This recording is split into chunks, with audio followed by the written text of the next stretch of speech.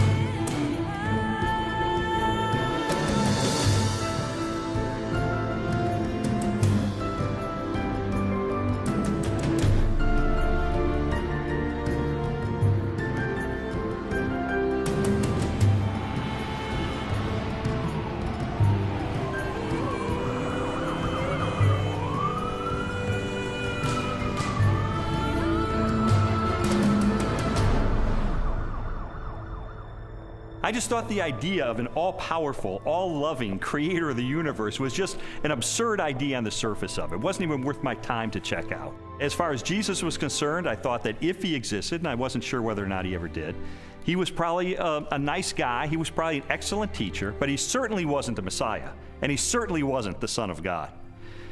Now, my wife was more in spiritual neutral. She was more of an agnostic, whereas I was more antagonistic toward Christians. I just didn't know where all the pieces fit together. I didn't know who Jesus was or how he fit into the picture. Lee was antagonistic towards God. I was simply confused. There really was no room for God in my relationship with Leslie when we were dating and when we got married, but you know what? We were happy. We didn't have any problem with that. When I first started going to church, Lee responded very negatively. He basically told me that this is not what he had signed up for, that when we had gotten married, he had life planned in a way that did not involve church. My biggest fear with Leslie was that she was going to turn into some religious prude or something, and I thought nothing good can possibly come out of this. But even though I had all these negative ideas of things that were going to happen, in the ensuing months I began to see positive changes in her character and in her values and the way she related to me and the children. And it was winsome and it was attractive. And so when she invited me to go to church with her on January the 20th of 1980, I thought, you know what, I'm going to go. Get her out of this cult, that she's gotten involved in. He did go in with his reporter's notebook so he could take notes and try to find the scandal. Well, the pastor gave a talk that day called Basic Christianity, and he just systematically laid out what it is that Christians believe. And my mind was blown because I had all these misconceptions, and he really did straighten me out on a lot of things. And I remember walking out that day saying two things. First of all, I was still an atheist. He didn't convince me that day that God exists. But secondly, I realized if this is true, this has huge implications for my life. Lee's approach was very different from mine. Mine was mostly a heart issue. I wanted to know that God was real, and the way that was real for me was experientially.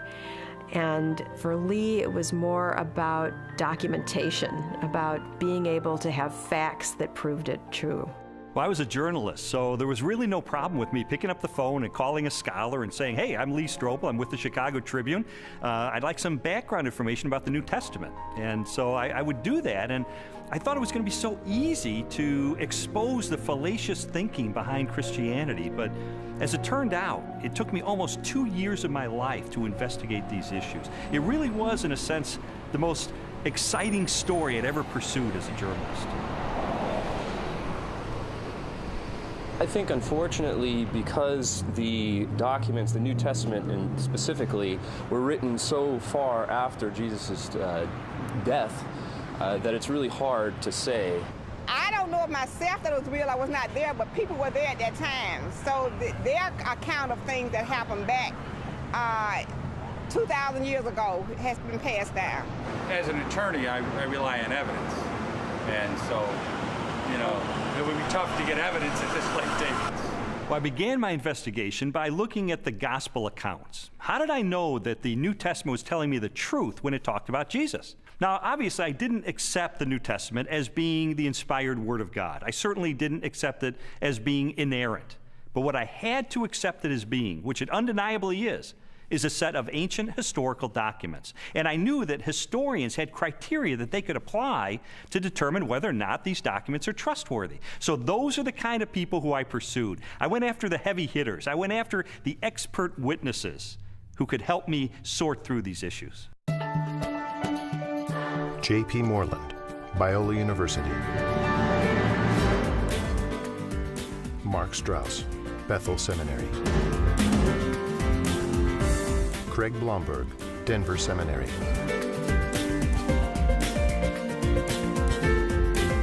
Craig Evans, Acadia Divinity College. N.T. Wright, Bishop of Durham, United Kingdom. Over the last 250 years, it's been common coin in Western culture that, oh, you can't believe what's said in the Gospels. You know, it's even made into musicals. The things that you're liable to read in the Bible, they ain't necessarily so. And that skepticism has wormed its way into much modern culture, and indeed into many Christian circles, many church circles, where they'll say, well, Matthew probably made this bit up, or Luke just added this bit on the end of the parable, or whatever it is. I and others have spent some of the best years of our lives researching what was actually going on in Palestine in the first third of the first century AD, and trying to get inside the minds of first century Jews, first century Romans, different Jewish parties and movements, etc., etc. And the more that I have tried to do that, the more I've found that what you find in Matthew, Mark, Luke, and John comes up in 3 dimensions and says, my goodness, this actually belongs, it makes sense, it fits, it gives us very vivid portraits of who these people were and what they were doing. The New Testament Gospels are biographies of Jesus.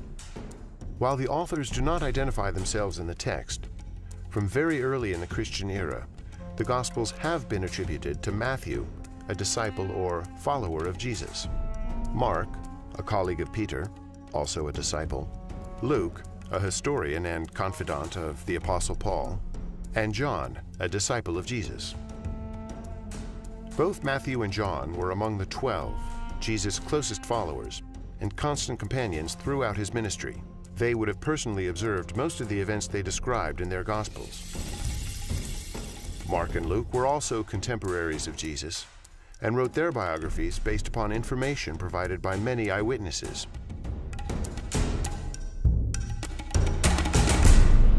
I knew from my years as a legal journalist the importance of eyewitness testimony.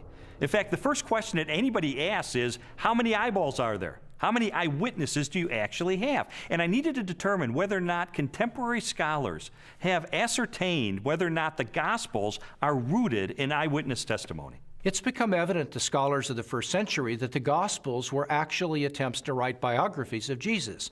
Now, not in the modern sense, because the Gospels are not particularly interested in his early years. But when it comes to Jesus' adult life and his activities, these are biographies.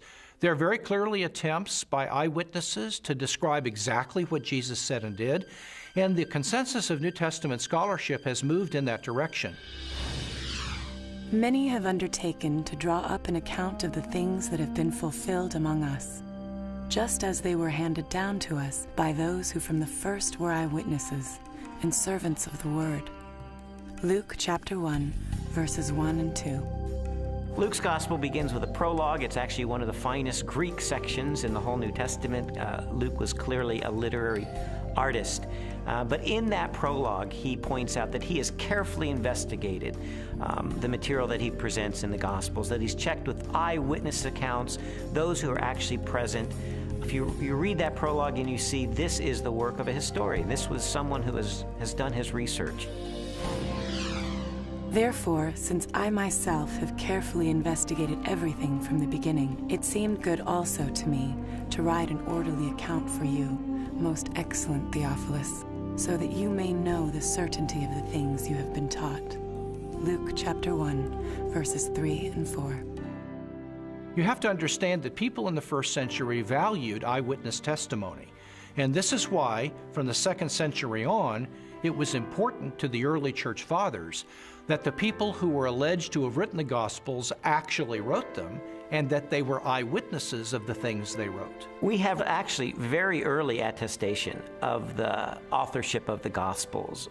The early church father Papias, for example, as recorded by the church historian Eusebius, identifies Mark's Gospel as essentially the eyewitness account of Peter.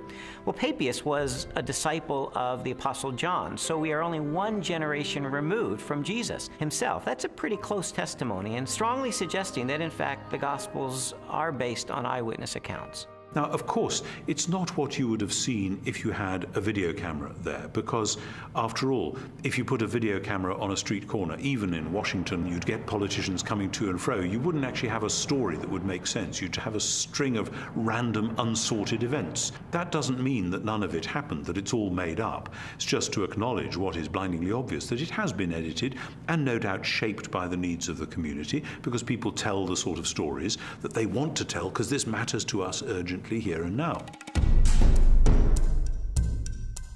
Most historians date Jesus' birth between the years 7 and 4 BC, and his death no later than AD 33. Jesus' public ministry began with the choosing of his disciples and lasted approximately 3 years, culminating in the Passion Week and his trial and death. Scholars generally agree that the Gospel of Mark was written first, sometime between the years 60 and 75 in the 1st century. Matthew and Luke were probably authored shortly after, followed by the Gospel of John. The New Testament Gospels are by far our earliest and most reliable records of Jesus of Nazareth. All of the New Testament Gospels were written in the 1st century. Not only are they remarkably close to the events themselves, but in fact, eyewitnesses are still around. If they were passing on untruths, if they were not passing on reliable history, then we would expect eyewitnesses to say, wait a minute, this isn't what happened. But eyewitnesses are around. Eyewitnesses could confirm what they said. All of the gospel writers either were eyewitnesses or interviewed eyewitnesses to gain the information that they gained about Jesus Christ. As I scrutinized the gospel accounts even further, I realized that it was important to find out not just whether or not the information was rooted in direct and indirect eyewitness testimony, but I needed to know, was this information reliably preserved during the time period before it was finally written down? We have to put ourselves into the ancient world without modern media, without even a print-based culture in which the only and the standard way of preserving information was through oral tradition, most of which was memorized. Young rabbis were often forbidden to comment on a passage of Scripture until they had memorized it perfectly. In fact, it was not uncommon for rabbis of Jesus' time to commit the entire Torah to memory. I've sometimes heard people say, look, I've been in a situation where I whisper something to someone, they whisper it to someone else, and it goes through 10 or 11 people, and by the time the last person tells what was said, it's totally different from what I told the first person.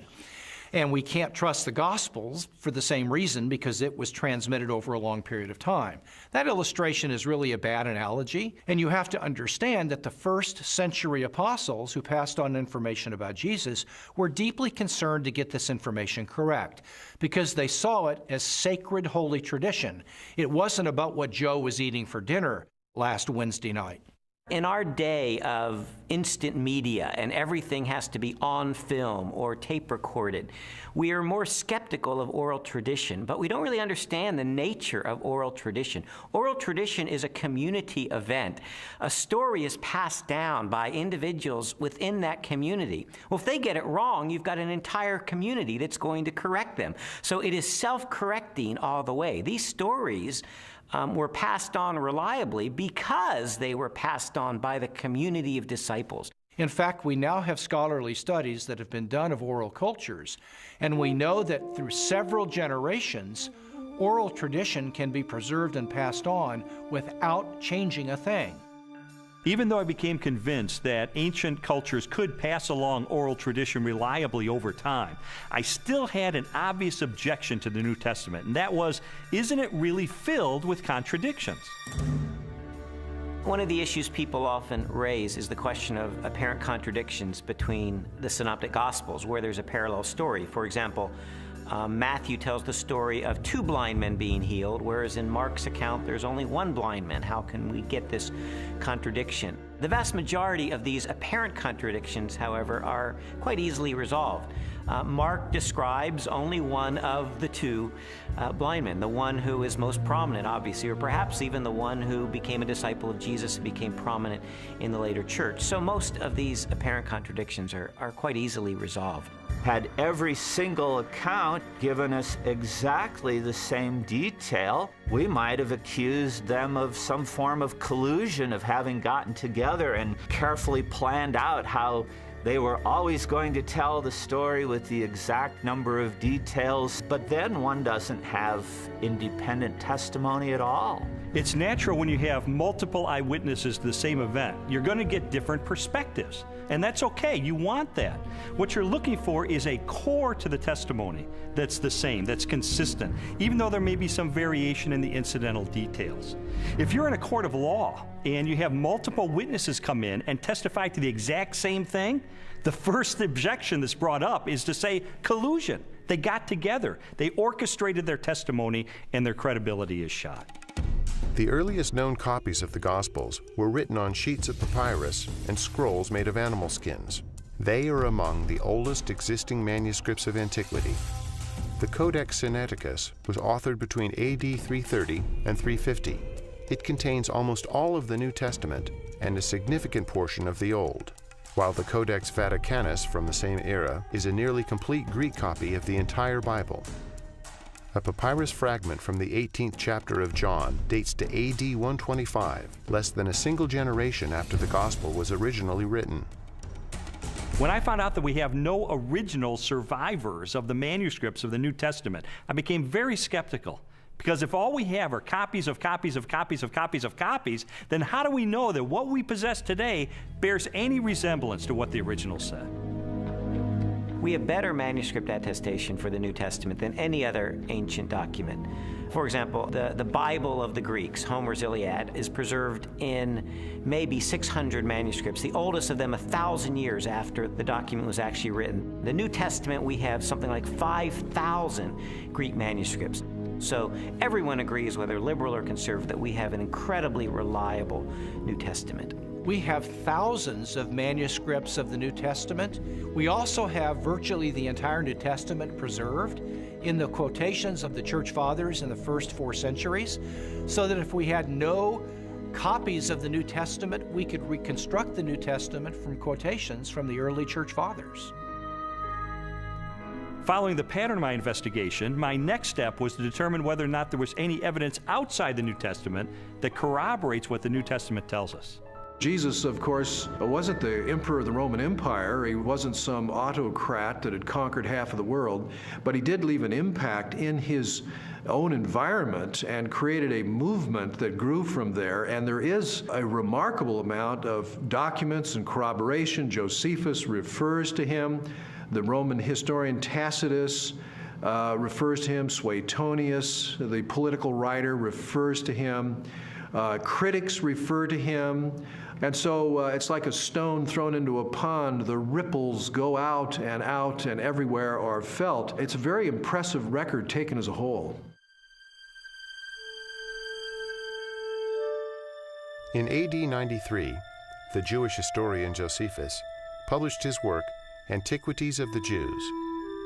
Scholars generally agree that the following text accurately records Josephus' record of Jesus. Now there was about this time Jesus, a wise man, for he was a doer of wonderful works, a teacher of such men as received the truth with pleasure. He drew over to him both many of the Jews and many of the Gentiles. When Pilate, at the suggestion of the principal men amongst us, had condemned him to the cross, those that loved him first did not forsake him, and the tribe of Christians, so named for him, are not extinct to this day. In a court of law, the rebuttal case is an opportunity for the other side to present their evidence. Well, in recent years, there's been a proliferation of books and articles about the so-called Gnostic Gospels. And I wanted to figure out, does this represent the mainstream of academic scholarship? The Gnostic Gospels are a collection of religious writings from the 2nd and 3rd centuries. They blend the teachings of Jesus with a variety of ancient philosophical beliefs. According to the tenets of Gnosticism, the universe was the creation of a flawed and wicked God. Therefore, all matter was evil. Salvation from this world could only be attained through secret knowledge about the spiritual nature of man. There's been a lot of talk about the Gnostic Gospels, the Gospel of Mary Magdalene, the Gospel of Philip, the Gospel of Thomas.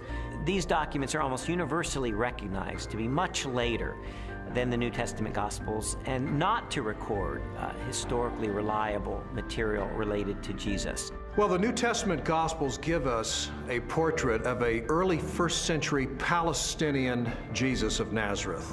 The Gospels from the 2nd century, which are mostly Gnostic Gospels, such as the Gospel of Judas, or the Gospel of Thomas, or the Gospel of Philip, or the Gospel of Mary, they give us a very different Jesus. Now, you can pick and choose if you want. You can say, well, I like the 2nd century Gnostic Jesus better. Others might want the early 1st century Palestinian Jesus. But if you're going to be a scholar about it, and you're going to talk about, well, which Gospels really do give us earlier traditions that more reliably reflect the actual historical Jesus, you got to go with the New Testament Gospels every time. There's a view among some that there were all of these different competing views of Jesus Christ, and that the one that won out became the orthodox perspective of Christ reflected in the Gospels. All the evidence runs contrary to that. Jesus was a 1st century Jewish teacher who revealed and demonstrated himself to be the Messiah. That's the presentation we get in Matthew, Mark, Luke, and John, the New Testament Gospels. These later Gospels, these Gnostic Gospels, present a very different Jesus, almost a Greek philosopher, an esoteric Gnostic Jesus that's clearly not the authentic historical Jesus. What I've come to discover is that the Gospels in the New Testament, Matthew, Mark, Luke, and John, are our best sources for Jesus. And I've also found that they are reliable, and that from these sources we can form a picture that I believe is very accurate, that tells us about Jesus, what he taught, how he was perceived by his contemporaries, and what his life was really all about. Everything from Jesus' parables to his healings, to his controversies, to his warnings, and all of that, the reason they were telling this stuff is that not just it was good advice for them in their own day, but that it actually mattered, that it actually happened. And if it hadn't happened, you're into a totally different worldview, a worldview which is about ideas, which is about self-realization, hugely popular in our culture just now, discovering who I really am. You know, for goodness sake, Jesus didn't come to help me discover who I really am. He came to tell me who he knew I really was and to do something about it. And that's much better news. After a while, as the evidence would accumulate more and more, it was like there were these scales and they began to tip increasingly. And I began to go from a hard-hearted, cynical atheist to someone who was still skeptical, but who was more open-minded, maybe more of a spiritual seeker, someone who was willing to follow the evidence wherever it took me.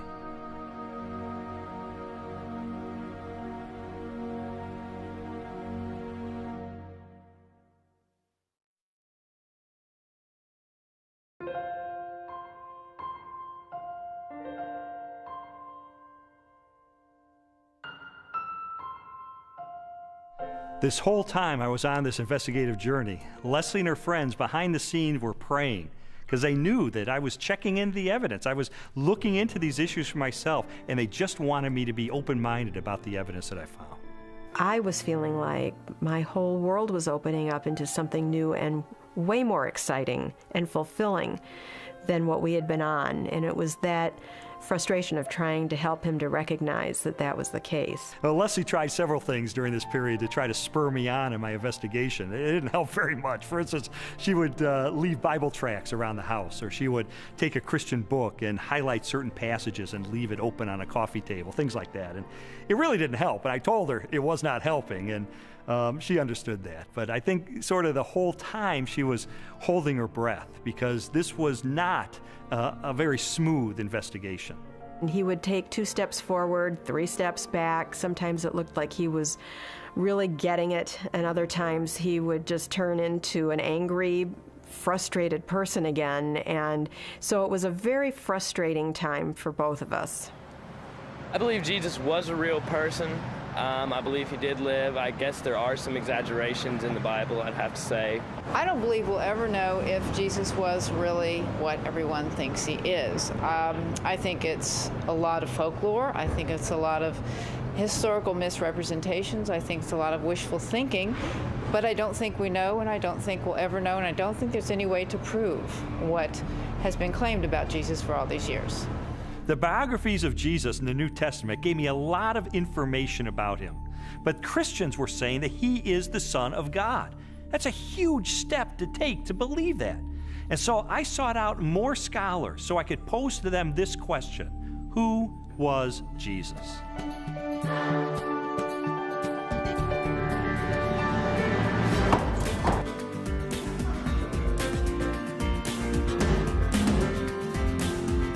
Michael Rydelnik, Moody Bible Institute.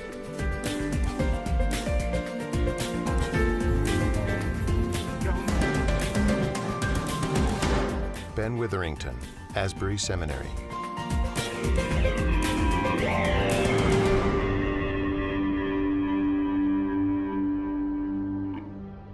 Now, this is one of the things I love about Jesus, and it says something to us. His identity is complex. He can't be pigeonholed. He fits no one formula. There's a lot of aspects to who he is. But always, he presents himself as a challenge to the status quo, to preconditioned thinking about what Son of God, what Messiah must be. He's carving out his own niche. He's doing his own thing like a great and creative artist. He is not simply replicating anything from the past. He is taking bits and pieces of prophecies and ideas and wisdom literature and law and you name it, and he's made a whole new gumbo. And he's serving it up, and people don't know what to think. He goes in a synagogue and says some of this stuff, and they go, wow, a new teaching, and with authority. Shazam! Amazingly, people say, you know, no one teaches like him because he spoke with his own authority. Our sages, our rabbis, always taught that you have to teach in the name of someone else. You know, Rabbi so-and-so says in the name of Rabbi so-and-so. That's the way rabbis were taught to teach. Yeshua came and said, you've heard it said, but not what my rabbi taught me, but I say unto you. And he would clarify, even overrule in some ways, the Old Testament law. Well, this law was given by God himself, for Jesus to say, I am the authoritative interpreter of the law. I am the one who has come to fulfill the law. That's an extraordinary claim, a claim to essentially the authority of God. The Spirit of the Sovereign Lord is on me, because the Lord has anointed me to preach good news to the poor. He has sent me to bind up the brokenhearted, to proclaim freedom to the captives. Isaiah 61:1. It's interesting because when Yeshua went into the synagogue, that was the passage he read. And he says, this day, this verse is fulfilled in your hearing. And basically he's saying, I'm the servant that's described here. I'm the one who fulfills this. Philip comes to Jesus and asks him to show us the Father, and Jesus says, the one who has seen me has seen the Father. Jesus clearly presents himself as the self-revelation of God. Those who meet Jesus are, in fact, meeting God. When Jesus is brought before Caiaphas, the high priest, and some of the Sanhedrin members that have gathered the evening that Jesus is arrested, they're trying to find incriminating evidence, they're trying to find incriminating testimony, and they're not doing real well. And finally, the high priest asked Jesus directly, tell us plainly, are you the Messiah, the Son of God? And Jesus says, I am. And you will see the Son of Man seated at the right hand, coming with the clouds of heaven. And there Jesus has combined phrases from Daniel 7 and Psalm 110. Jesus sees himself as this heavenly figure. More than 80 times in the New Testament Gospels, Jesus is identified as the Son of Man. While the human connotations of the phrase are obvious, a broader interpretation is found in an Old Testament scripture written by the Jewish prophet Daniel. In my vision at night I looked, and there before me was one like a son of man, coming with the clouds of heaven. He approached the Ancient of Days and was led into his presence. Daniel 7:13. Many Christians and non-Christians alike hear the phrase Son of Man, they think Son of God refers to his deity and Son of Man refers to his humanity. That's in part true, but in fact Son of Man has a much greater significance than that as well. The title Son of Man, Jesus draws that title from Daniel chapter 7, where a glorious messianic figure comes before the Ancient of Days, a reference to God, and he is given all glory and power and majesty. That portrait of this glorious Messiah is the one that Jesus identifies himself with. He is the Son of Man. So Son of Man doesn't just mean a human being. His dominion is an everlasting dominion that will not pass away, and his kingdom is one that will never be destroyed. Daniel 7:14. Actually, the phrase Son of Man refers to his humanness and his more than humanness. Because no human being can rule forever unless he's a forever person in some kind of way. In addition to the claims that Jesus makes about himself in the New Testament, there are also reports that he performed the miraculous, that he walked on water and healed the sick and turned water into wine and raised the dead and did exorcisms. And so I had to know, is there evidence that these miracles are a result of his divine nature? Jesus' contemporaries, that is, people who liked him, people who were indifferent, neutral, and people who opposed him, all acknowledged he did extraordinary things. Now, of course, the people who liked Jesus and believed in him and followed him said Jesus did these powerful works because of the Spirit of God. People who opposed him would say, well, I admit he does these amazing things, but it's because the devil is helping him. The Talmud actually speaks of some of these things. In some of the passages that deal with Yeshua, it has him as a magician. And why do they describe him as a magician? It's not flattering.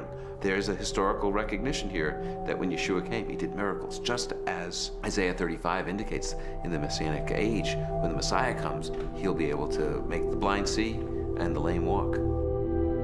The New Testament Gospels record at least 40 separate miracles performed by Jesus during the course of his ministry. They include healings, exorcisms, mastery over nature, and even raising of the dead. Christian theology has always held that these miracles are part of a total picture that displays the attributes of God himself: unlimited power, total knowledge, ever-present, unchanging, eternal. There's no question that the biographies of Jesus describe him as a worker of mighty deeds. But I wanted to know, does this make him any different than the other miracle workers and magicians of the ancient world? Miracle workers that we find occasionally in the first century are magicians. They use incantations, they use spells, they try to coerce gods or divine figures to work on their behalf. That's very different than Jesus' miracles. Jesus' miracles were to demonstrate the power of the kingdom of God. When he healed the sick, he pointed back to Isaiah's prophecies that when God's kingdom would come, when God's salvation would come, the lame would walk, the blind would see. This was the demonstration that God's kingdom was arriving. He's an exorcist. You don't find any of those in the Old Testament. People were not looking for messianic exorcists. He carves out his own niche. He reveals his identity in his own way. It becomes clear that he is somebody who can take on the powers of darkness himself and win. What kind of person is that? And he doesn't have to use recipes and formulas like other ancient exorcists. He can just call the demon by name and that boy's out of there. One of the most astonishing things that Jesus did was when he claimed to forgive sins. In Mark's Gospel, chapter 2, a man is brought to him, a paralyzed man, and the crowds around him are expecting Jesus to heal him. But instead, the first thing Jesus said is, "Your sins are forgiven." Only God forgives sins. Now, some might say, well, Jesus may have been forgiving sins on behalf of God. But in fact, that's not the way his listeners understood him, because immediately the religious leaders responded to that. Who is this that forgives sins? Only God forgives sins, they claim. But Jesus claims the ability to forgive sins. And then to confirm that he has that authority, he then heals the man. And so a very obvious question arises. That is Jesus the Messiah, the Christ, the Anointed One, the one sent by God to be the Savior of Israel and the world? Christians told me that there are dozens and dozens of ancient prophecies contained in the Old Testament of the Bible, and that they predict the coming of this Messiah, and that Jesus, against all mathematical odds, fulfilled those prophecies. And I thought, this is a little bit like the fingerprint evidence you see in a court of law. I remember covering one particular case where the murderer went through the purse of the victim, and he left one thumbprint on the cellophane wrapper of a package of cigarettes. And it was that thumbprint that led to his conviction for murder. And I thought, in an analogous way, could it be that these ancient prophecies are sort of like that thumbprint on the cellophane? Do they create a thumbprint that only Jesus Christ in all of history manages to match?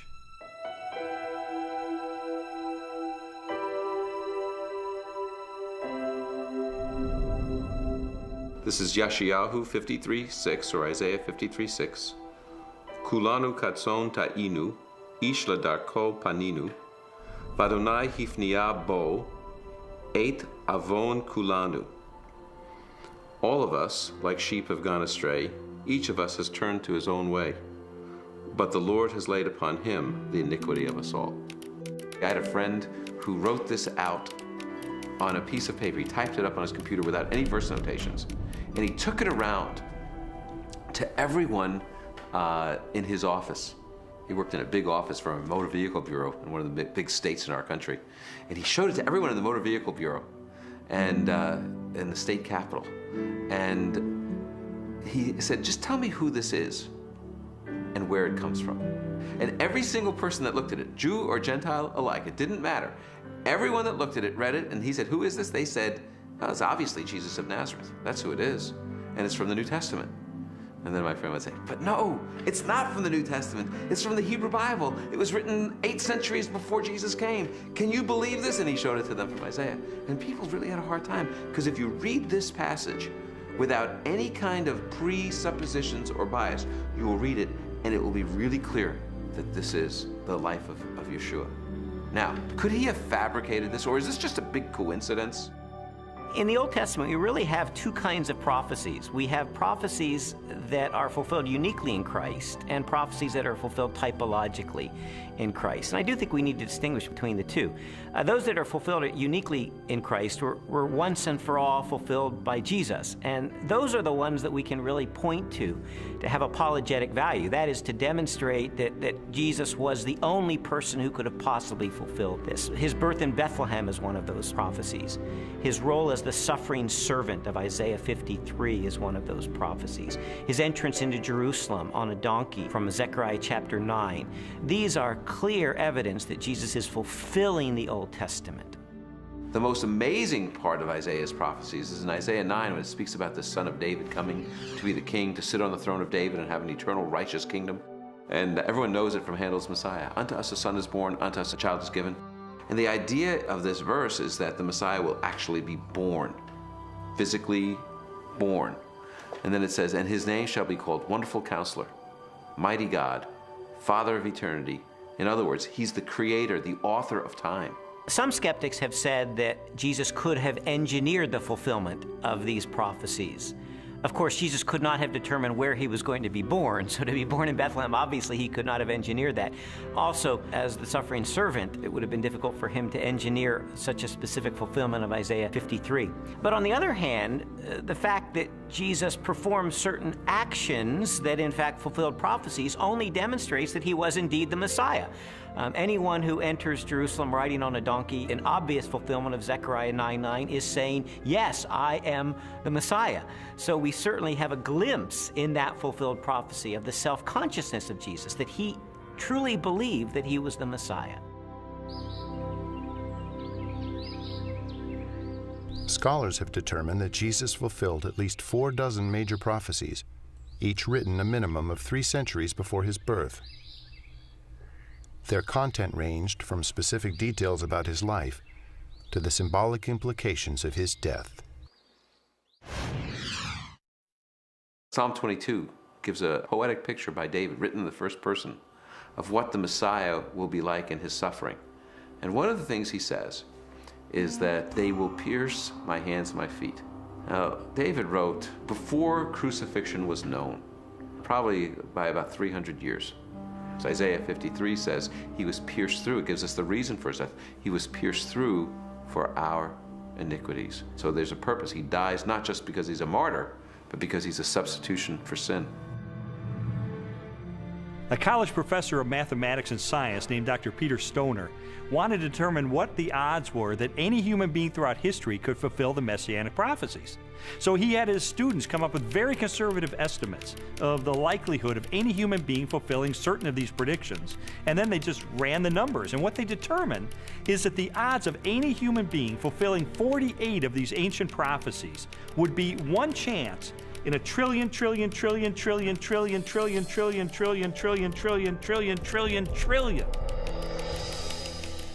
It is mathematically virtually impossible.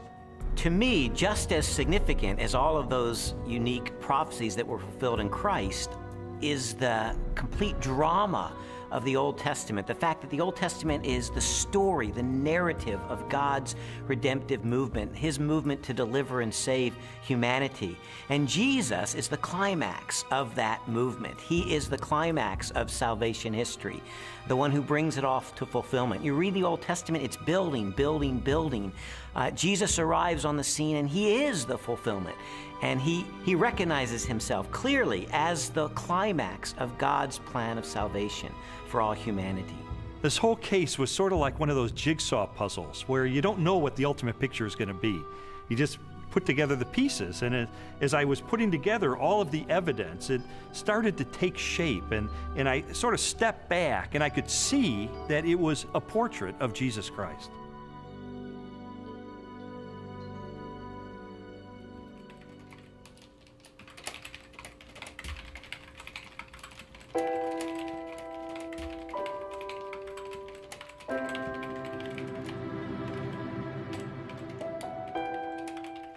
This was not just an intellectual journey. There was a very real emotional component to this, because I would find things along the way that would challenge me and my worldview on a very deep level. And I would recoil from it, and I wouldn't want to believe it. And I mean, there were so many reasons why I didn't want there to be a God, because I did not want to be held accountable for my life.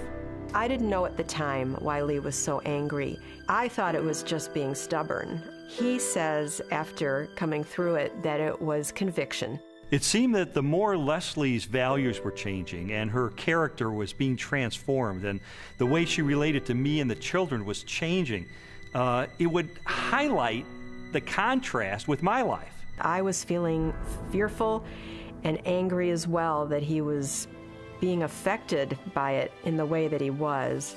I mean, the truth is, I felt like I was losing Leslie. She was being pulled away from me into this Christian subculture. I didn't fit in there. I'm the atheist. I'm the skeptic. And yet I felt like she was being pulled away, and I loved her. I didn't want to lose her.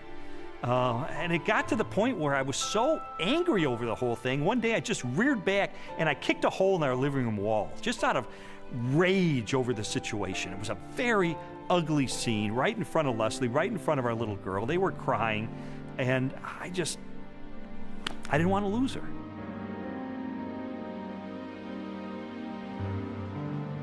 Jesus's body was never found. And so, yeah, and they predicted it. Well, you know, he talked about it, and it was predicted, and it happened. I mean, it's this easy. It's as simple as that. We just tend to complicate it, man. No, not physically, not his physical body. So when they came the following morning and rolled back the great stone in front of the tomb, and he wasn't there. No, it must have been dark in that. I don't know. They must have missed him. No, I don't think physically a physical body can rise. I don't think that he was yanked out of that, or physically walked out and walked down the street and met with him. It just doesn't make any sense to me.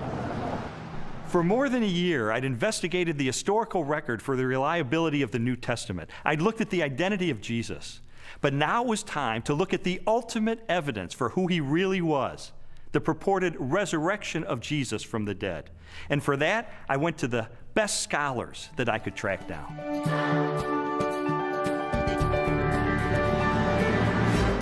William Lane Craig, Biola University. Gary Habermas, Liberty University.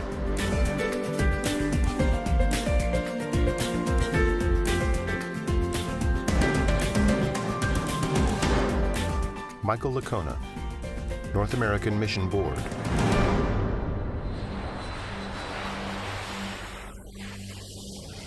You see, while Jesus was on earth, he made some really radical claims. He claimed to be the uniquely divine servant of God, and he claimed that the only way that we could get to God would be through him. Now, I submit to you that if one of your professors made some claims like that, you would think that he or she was a few French fries short of a Happy Meal. Those are some really audacious claims. Well, a lot of Jesus critics responded to him the same way that you or I would respond to someone making those claims today. Oh yeah, pal? You really think that's who you are? Well, tell you what, why don't you show it to us? Why don't you give us a sign? Show us a miracle or something. And Jesus said, well, I'll give you one miracle, one sign, my resurrection from the dead. The resurrection of Jesus really is the pivotal event of history. Anybody can claim to be the Son of God, as Jesus clearly did. The question is, can you back it up? What evidence is there to support your claim? What credentials do you have? And if Jesus really did return from the dead, that's excellent evidence that he is who he claimed to be, the one and only Son of God. To weigh the validity of Jesus' resurrection, we must first consider his death. Many skeptics have proposed that Jesus merely fainted on the cross, or was drugged, and later escaped as part of a conspiracy. By contrast, the four gospel narratives collectively describe the events of his public beating, death by crucifixion, and burial. Pilate had Jesus flogged and handed him over to be crucified. Mark 15:15. Chances of surviving crucifixion were extremely bleak. Crucifixion and the tortures that normally preceded it was the worst way to die in antiquity. A person was scourged to the point usually that their intestines, arteries, and veins were laid bare. And then after that, a person was dragged out where they were impaled to a cross or a tree and then left hanging there in excruciating pain. In fact, the word excruciating comes from the Latin, out of the cross. Jesus was being tried and executed as a rebel leader. Now, in the Roman army, if you were responsible for looking after one prisoner of war, even if he was a rather insignificant prisoner of war, if you let him get away, your life would be forfeit in place of his, and life was very cheap. If you were looking after the execution of a rebel leader and you let him get away, you're in deep trouble. Yeah, you're not going back home to your wife and kids. No way, game over. The Romans were very, very good at killing people. They specialized in it. They prided themselves on it. Perhaps the most definitive statement of Jesus' death at the hands of the Romans is recorded in the Gospel of John. One of the soldiers pierced Jesus' side with a spear, bringing a sudden flow of blood and water. John 19:34.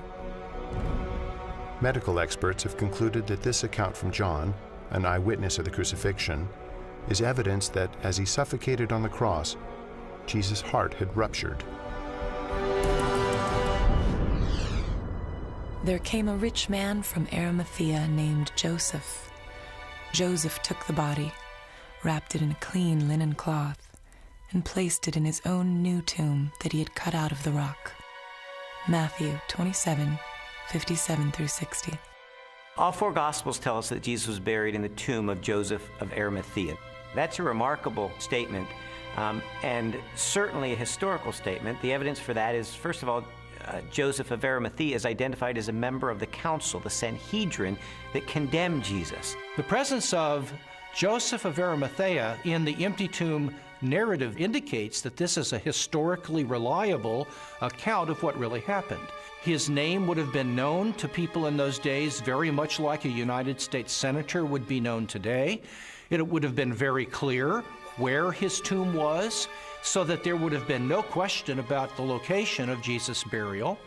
It also, I think, indicates that the burial account of Jesus could not have been made up. It is highly unusual to find that the person who alone has the courage to go to Pilate and give Jesus an honorable burial is not members of his family, faithful disciples who followed him to the end. Instead, it is a member of the Jewish Sanhedrin, the very high court, all of whom, Mark says, had condemned Jesus of Nazareth to the cross. The fact that it is Joseph of Arimathea who is the person responsible for giving Jesus an honorable burial is an awkward and embarrassing fact for the early church, and yet this tradition is faithfully preserved in almost all of the traditions that we have about the burial of Jesus.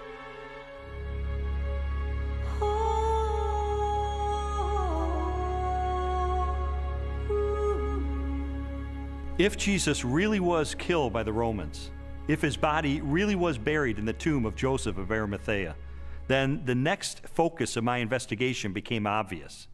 On the first Sunday after the crucifixion, was the tomb of Jesus Christ really empty? On the first day of the week, very early in the morning, the women took the spices they had prepared and went to the tomb. Luke 24, 1. The empty tomb story also has a very embarrassing feature of it that is preserved in the memory of the early church, namely the discovery of the empty tomb by women. Now, in order to appreciate this, you have to understand something of the status of women in Palestinian Jewish society. In that society, which was a patriarchal society, women were frankly second-class citizens.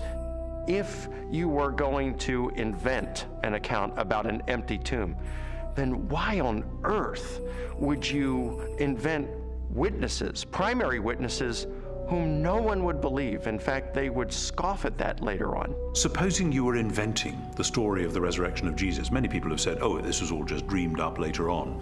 Well, how would you have done that? The one thing you wouldn't have done would have been to have not only a woman, but a woman who's got nobody quite knows what, but a fairly shady past, as your prime witness. And yet there she is, Mary Magdalene, in Matthew, Mark, Luke, and particularly in John. And already by the middle of the 2nd century, the pagans are sneering, oh, this is just based on the testimony of hysterical women, you can't believe that. But the early Christians stuck to their story, they stuck to their guns, they stuck to the women. They said, this is how it was. Now, they just would never have made that up. And that actually has enormous ramifications. If this is how the story was, and they didn't change it to airbrush Mary out, then this really must have been what happened on that first Easter day. The chief priests devised a plan.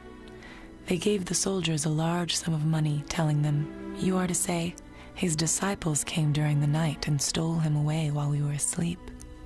Matthew 28, 12 and 13. Matthew reports that the Jewish authorities were claiming that the disciples of Jesus had stolen his corpse. And this is verified by Justin and Tertullian a little bit later on, saying that the Jewish leaders were still saying the same thing in their day. Now here's the question. If the body is still in the tomb, why are you saying that the disciples had stolen it? Well, if you think about that, the claim that the body was stolen confirms that Jesus' enemies acknowledged that the tomb was empty. If you've got a stolen body, you must have an empty tomb. If the tomb was not empty, Jesus' opponents would surely have gone and got the body and shown it as soon as the disciples began proclaiming the resurrection. I found the evidence for the empty tomb very convincing, but you know what? That didn't tell me what happened to Jesus. Is it true that hundreds of people really saw him alive after the crucifixion? My research took me to a letter that the Apostle Paul wrote to the church at Corinth, and it contains the earliest passage of all about what happened to the resurrected Jesus. He was raised on the third day. He appeared to Peter and then to the 12. After that, he appeared to more than 500 of the brothers at the same time. Then he appeared to James, then to all of the apostles. And last of all, he appeared to me. 1 Corinthians 15, 4-8. Paul, who is a first-generation Christian, having met and seen the resurrected Jesus, describes resurrection appearances to Peter, to the apostles, to James, and finally to himself. And he also mentions 500 people who saw Jesus alive. So we have eyewitness first-hand account of someone who himself saw Jesus alive and knows of 500 people or so who saw Jesus alive. That's extraordinarily strong evidence. These people, Paul tells us, were still alive at the time that he was telling the Corinthians about it. And his implication is we have hundreds of people who actually saw Jesus risen from the dead. If you don't believe me, you can ask them about it because they're still alive. In 1 Corinthians 15, Paul tells the Corinthian church that he passed on what he received. He uses the language, actually, of a formal transfer of tradition. What he received, and then he describes the resurrection of Jesus Christ and the resurrection appearances.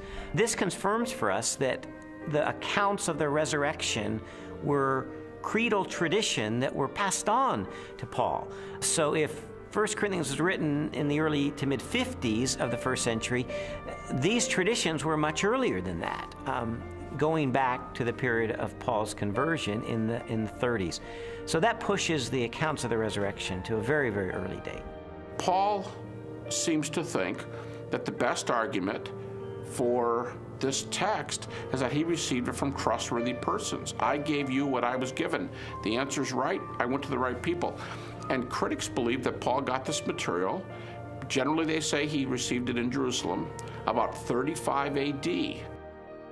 First of all, he's early. He's writing within 20 to 35 years of the purported event itself, because he's quoting from a creed, an oral formula, tradition that predates the writing of the New Testament, for which most scholars date to between 3 to 5 years of the crucifixion itself. 1 Corinthians 15, 3-7 provides evidence that belief in the resurrection was already present among Jews within 2 to 3 years after Jesus was killed. That means that the resurrection stories aren't something that evolved over 30, 40, 50 years after the crucifixion of Jesus. So we have the empty tomb, we have the eyewitnesses, we have the early accounts. The question is, are there any other additional facts, circumstantial evidence, to support the resurrection? While the Apostle Paul described hundreds of eyewitnesses to the resurrected Jesus, the full impact of the event is perhaps best measured by the subsequent growth of the early Christian church in the face of intense persecution. In the 2nd century, the Roman historian Tacitus wrote, "Nero inflicted the most exquisite tortures on a class hated for their abominations, called Christians by the populace. Christus, from whom the name had its origin, suffered the extreme penalty at the hands of one of our procurators, Pontius Pilate, and a most mischievous superstition, thus checked for the moment, again broke out not only in Judea, but even in Rome." Even the most critical, skeptical scholars recognize that the earliest disciples at least believed that God had raised Jesus from the dead. In fact, they pinned nearly everything on it. Without belief in Jesus' resurrection, the early Christian movement could never have come into being. They recognized in Jesus something special, but they wondered if they were mistaken when he died. They didn't anticipate that. Suffer maybe, but die at the hands of Pontius Pilate, the Roman governor? In fact, even when the first reports of his resurrection reached their ears, they were still doubtful and skeptical. But when they met the risen Lord, their skepticism was transformed into a very confident faith, a great joy, and a determination to preach the good news to everyone else. And I think that's the part that's awfully hard to refute, because we have this turnabout, this transformation of a discouraged and bewildered following on the basis of the good news. Somehow you have to explain the explosion from scared followers who run away to let's worship him, let's sing to him, let's pray to him. If there was no resurrection, and more to the point, if there was no resurrection appearances of Jesus, to those who doubted and were discouraged and denied and betrayed Jesus, we would not be sitting here talking about this today. Other messianic figures had risen in the past, had claimed to be somebody, and had been suppressed and killed by the Romans. Yet no movement arose around those dead messiahs. But these disciples of Jesus were willing to go to the ends of the earth proclaiming the gospel message. Were willing to suffer and die for that. The transformation from a bunch of defeated cowards to boldly, fearlessly proclaiming the gospel, even to the point of death, to me confirms that something happened on that first Easter morning. I have worked much harder, been in prison more frequently, been flogged more severely, and been exposed to death again and again. 2 Corinthians 11:23. After Jesus' crucifixion, the disciples lived lives of hardship for 20, 30, 40 years, suffered greatly in their ministries, and eventually suffered martyrdom and execution without recanting for their belief that they had seen Jesus risen from the dead. I mean, what were they gaining? Were they becoming rich? They're running around the countryside. They're, in some cases, abandoning their family for periods of time so they can preach. What they got for their efforts is death, in many cases. You also have to remember that the disciples died not just for something they believed was true. They died for something they actually saw with their own eyes. It's much more difficult to explain that away than it is for someone who dies for a belief and they're sincerely wrong. I came across a bit of evidence I really found fascinating. James was a half-brother of Jesus, and he was not a believer in Jesus during Jesus' lifetime, but he later died the death of a martyr as a leader of the local church. In a similar way, Saul of Tarsus was a persecutor of Christians, and yet he later becomes the Apostle Paul, this incredible missionary. So I had to ask myself, what led to this radical transformation of these skeptics? Sometimes people will come to believe something they wish to be true. If you believe hard enough that a person is loving and kind, you can talk yourself into believing that, even though the person is not loving and kind. It's very, very difficult, however, to explain people coming to believe something that they're actually standing against. Now, in the case of James and Paul, they did not believe in Jesus before his crucifixion. In fact, they thought he was deranged, and they did not accept what he said and what he taught. James, the brother of Jesus, is a skeptic who doesn't come to Jesus until he meets the risen Lord. Critics allow that. Paul's a persecutor till he meets the risen Jesus. That's not the kind of testimony of someone who all gets together and say, hey, let's just cook this thing up. One of the certainties, it seems to me, related to the testimony of the apostles is that they truly believed that Jesus was who he claimed he was, and they truly believed that he had risen from the dead because they were willing to die for that. Very few people are willing to die for something they don't really believe in, or something even worse that they know to be a lie. When Jesus was executed, his disciples were rightly afraid. They scattered, they were fearful for their own life. Their hopes had been dashed because they had believed Jesus was the promised one who was going to usher a new day in for Israel. Turned out he wasn't, because he was murdered by crucifixion under the authority of the Roman Empire. And yet, shortly thereafter, we find them taking a stand in Jerusalem proclaiming that Jesus was the Messiah, the very Son of God. How do we explain that? How do we explain the fact that they were even willing to propagate this the rest of their lives and go to martyrs' deaths for their belief? The only rational explanation is that something happened to them between the death of Jesus and 3 days later, and according to their own words, it was that they saw Jesus risen from the dead for themselves. People have often said, and I think it's a perfectly fair position, that okay, there aren't actually any good alternative hypotheses for how you explain the rise of early Christianity, but because we know as an absolute fact which we're not prepared to let go of, that nobody ever rises from the dead, then there must in fact be some other alternative hypothesis. And I want to say, okay, if you want to make the absoluteness of bodily death the cornerstone of your entire worldview, I actually can't stop you. If you choose to say, no, here I stand, death is the end, and nobody ever comes back from it, and that's just the way it is, well, that's where a lot of people were in the ancient world, it's where a lot of people are in the modern world. I think that that worldview is radically challenged by the strong evidence which points to the resurrection of Jesus, but it's up to somebody what they do with that challenge.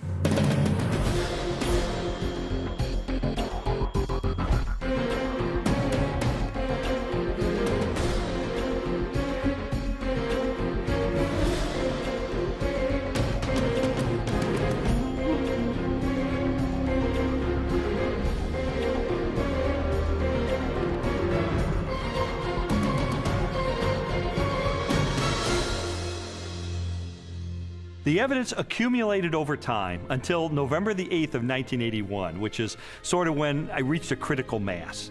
I remember going alone in my room, and I took a yellow legal pad and put a line down the middle, and on one side I started to list all of the evidence I had encountered for Jesus Christ being the Son of God, and on the other side all the negative evidence against that. And I wrote and I wrote page after page, and finally I put my pen down and I said, wait a minute. In light of this avalanche of evidence pointing toward the truth of Christianity, it would require more faith for me to maintain my atheism than to become a follower of Jesus Christ. And so that's the moment that I decided, consistent with the evidence, the most logical, the most rational step I could take was a step of faith in the same direction the evidence was pointing, and put my trust in Jesus. And after I did that, I thought, you know, maybe Leslie would like to hear about this. I thought it was too good to be true. My heart was pounding. I was in tears. I was so excited. I just threw my arms around him and kissed him and hugged him and told him how I'd been praying and how lots of people had been praying that this day would come. She threw her arms around me and she said, "You hard-hearted son of a Baptist," she said, "I've been telling you this for 2 years. I mean, come on." And that began a transformational process for me, where over time my philosophy and my attitudes, relationships, parenting, worldview, all of that began to change over time for good, really for good. When Lee became a Christian, his whole life started to change, to the extent that our 5-year-old daughter, who also saw those changes, went to her Sunday school teacher and told her that she wanted Jesus to do in her life what he had done in her daddy's life. Jesus said, "You shall know the truth, and the truth will set you free." And you know, that's my story. It was someone who said, I'm going to investigate this stuff with an open mind, let it take me wherever the evidence will take me. And what I discovered in the end is Jesus made the claim that he is the truth, that everything hinges on his identity. In fact, everything hinges on the resurrection, because anybody can claim to be the Son of God. If Jesus really did return from the dead, then he is who he claimed to be, and that changes everything. But what about your own journey? I'd really encourage you, if you've never done it, to investigate the evidence for yourself, but make 3 resolutions up front. Number 1, make it a front burner issue in your life. Number 2, resolve to have an open mind, to go wherever the evidence takes you, even if it takes you to the very uncomfortable conclusion that Jesus is who he claimed to be. And then finally, resolve that once the evidence is in, you will reach a verdict in the case for Christ.